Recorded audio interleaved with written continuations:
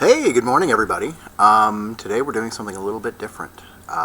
Today I'm going to talk about building terrain, and specifically a map for HeroClix. And more than likely, if you're watching this video, then you know what HeroClix is. But just in case you don't, it is a tabletop skirmish war gaming miniatures game where you fight normally superheroes, but also Halo guys and Gears of War and Lord of the Rings and Assassin's Creed and Star Trek ships fight on a gridded map and try to knock each other out. It's been around since about 2002, I think, and in most of that time I have not played it. So that's actually two things I want to mention right up front. First is I'm kind of a HeroClix noob, although I've been selling it here at my store from the very beginning. I have really, up till recently, only played it a couple of times, and it didn't appeal to me back in the day for two reasons. The first is I'm really more of a traditional miniatures gamer. That is, I like to buy unpainted minis and paint them, play them on a tabletop of my creation. HeroClix sort of skips over some of that. The miniatures are pre-painted, you play it on a paper map, 2D, and back in the early days, let's face it, the sculpts weren't all that great. Now, after the Avengers movie, which I think most of us have seen, I was really excited to do something superhero gaming, and we actually have had HeroClix games going on here at the store every Sunday for quite a while. So I took a closer look at what was going on. Sure, I sell the stuff, but I don't pay much attention to it if it's not something I'm into. So there was an Avengers starter set, and I took a look at the starter set, and I said, these sculpts are actually pretty good. So I bought it, and I learned the game. And you know what? I actually painted, repainted a couple of the minis, and they turned out great. And then I realized that, you know, if you just added a 3D map to this, it would be pretty close to a traditional miniature skirmish game, and it would have all of the stuff that I like about miniatures games. In fact, the fact is that skirmish gaming is really one of my favorite types of miniatures games. I like small groups of minis battling it out on the tabletop. So it turned out that HeroClix could serve all of those needs of mine, and so the first thing I did is I built a 3D table, and my first effort is actually still at this point not quite done. It's almost done, but if you want, why don't you have a look at that?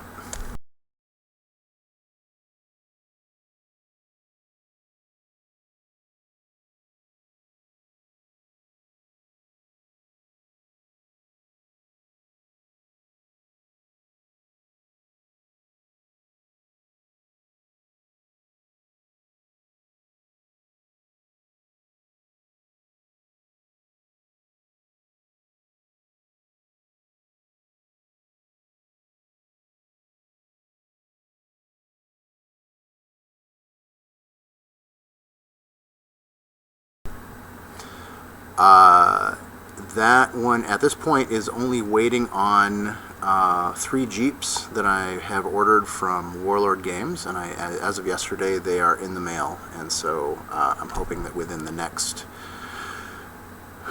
well, knowing the way shipping overseas is, it could be as much as a month, but within the next month I should have those. They should get finished, and then there's really just some little details left to do. But I had a number of people ask me to do a video, or ask if I had done a video for that. And since I had not, I thought, well, I am doing another table, and so I thought I would go ahead and do a video series on that process.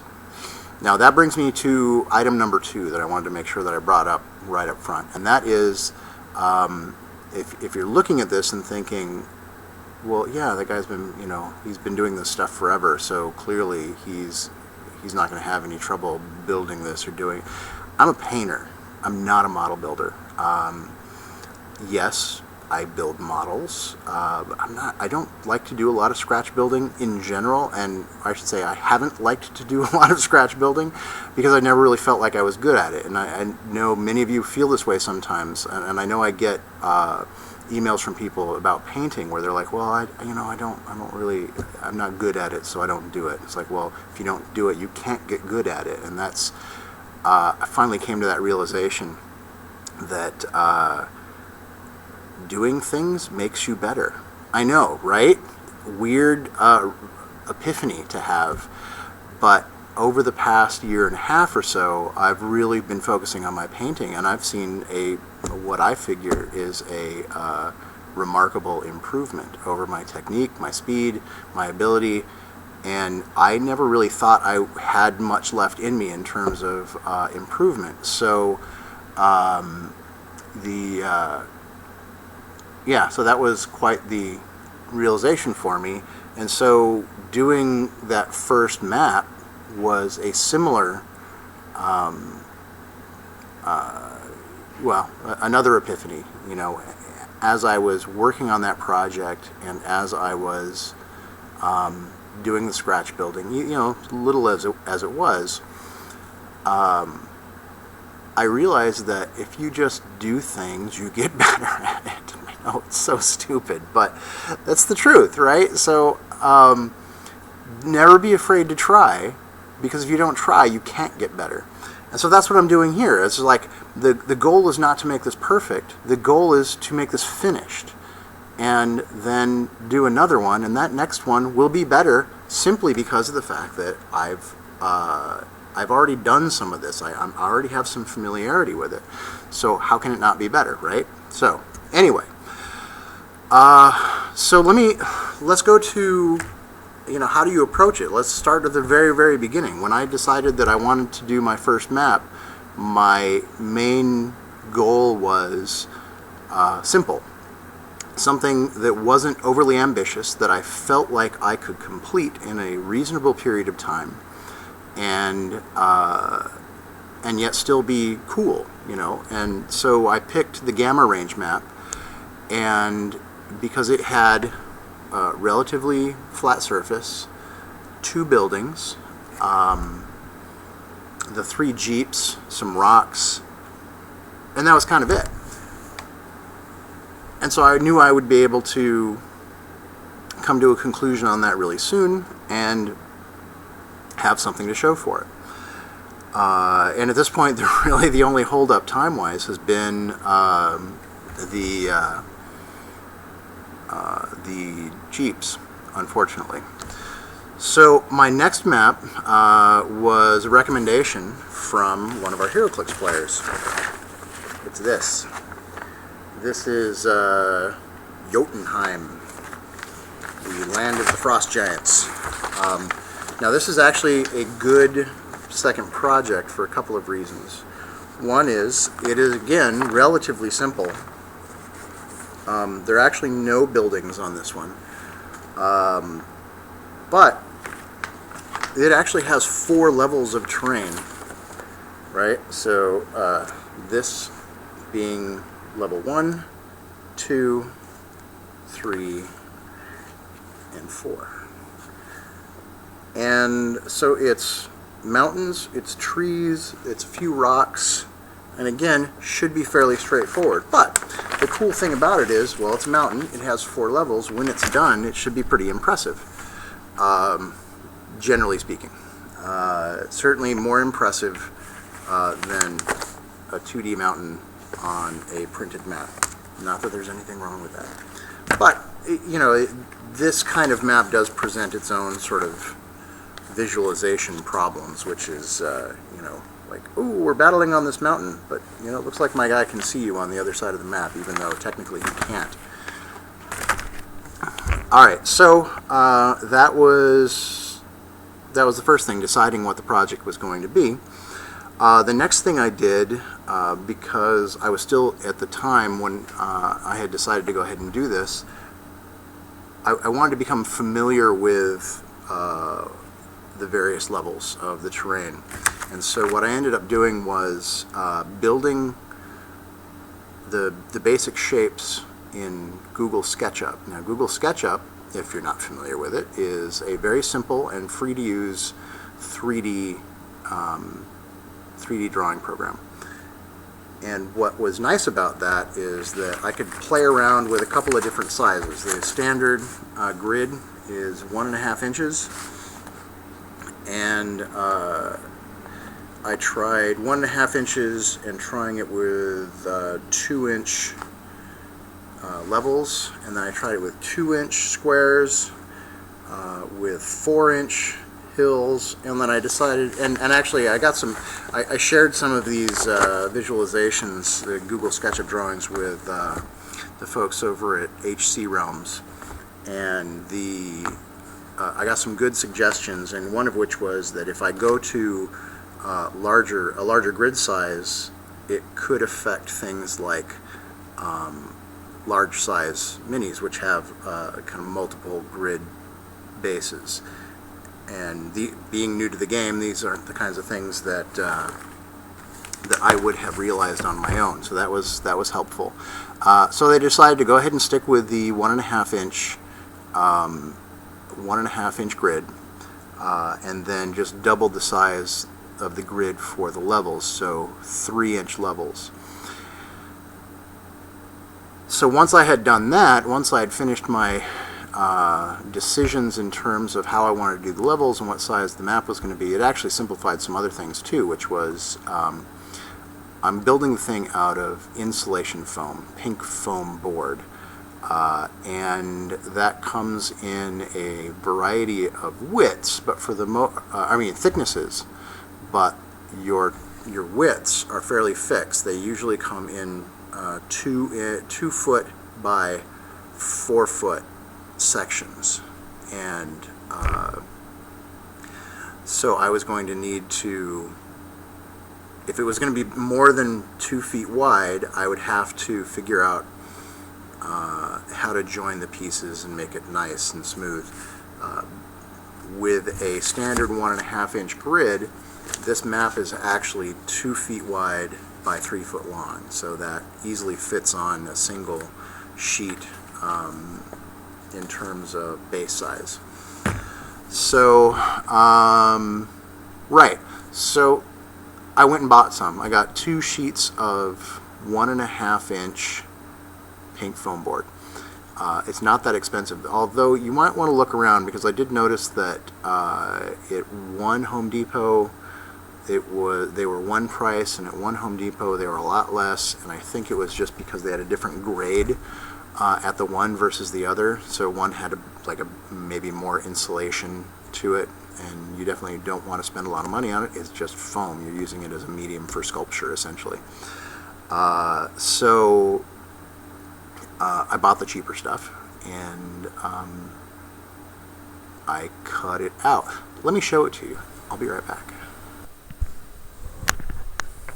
Okay, so as I said, I'm not a model maker, so I don't necessarily already have all the best tools to use to work with this stuff. I'm probably in the same situation that most of you are, which is you're just going to be trying to make do. So this is a 1.5 inch thick piece of insulation board. It's really nice and solid, but it's also really easy to work. So what I did is I measured off, this is my cutoff piece actually, or at least one of them, measured off 3 feet from the main chunk of board, and then I scored it down the edge deeply with a knife, as straight as possible, and then I just broke it, right? So kind of essentially took it over my knee and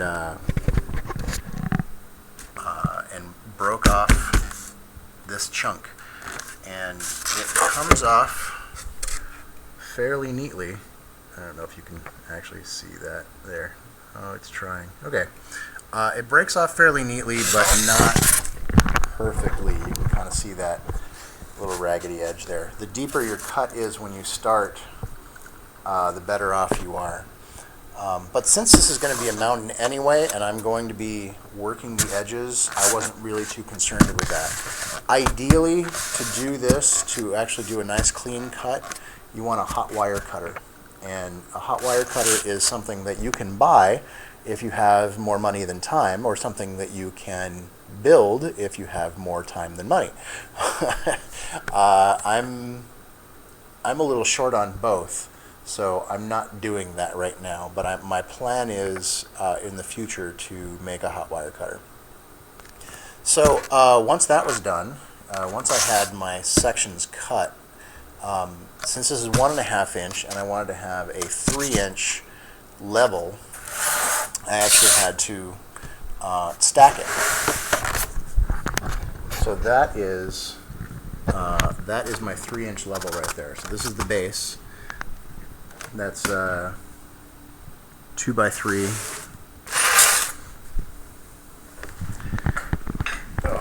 Okay, and then of course the next step was I wanted to get a grid on here so that when I was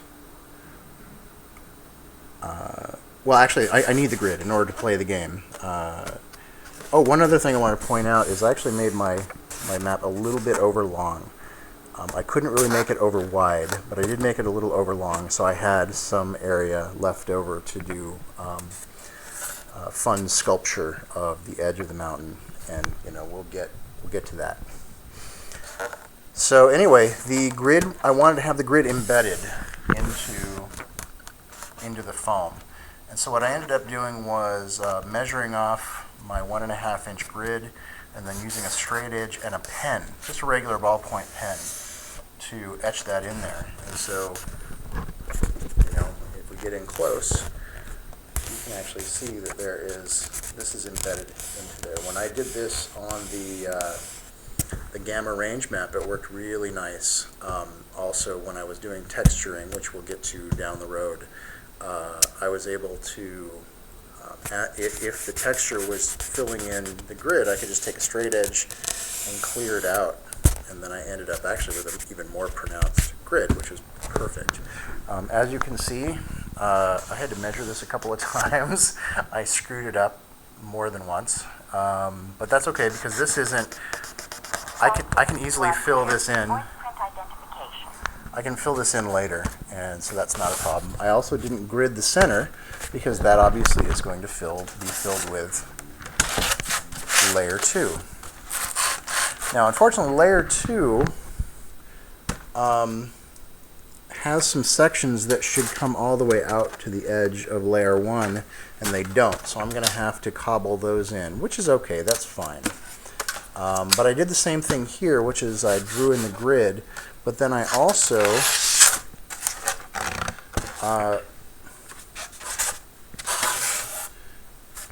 and this is another area where I made a couple of mistakes. So look, hey, see, I make mistakes. I had designated the area to be cut for level 2, and then realized that I had done it wrong. So then this blue area here is actually, this needs to be cut for level 2. Hold on a second. Let's take a look at the original map.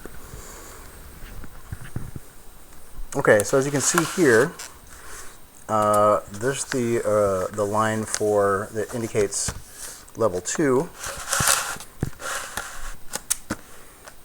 So that's my level 2, and this is my cutoff. And this will get cut off all the way down, but then this area here is going to need to extend all the way out to the edge. And then level 3 will be an even smaller portion, and then level 4 is just this little bit on top.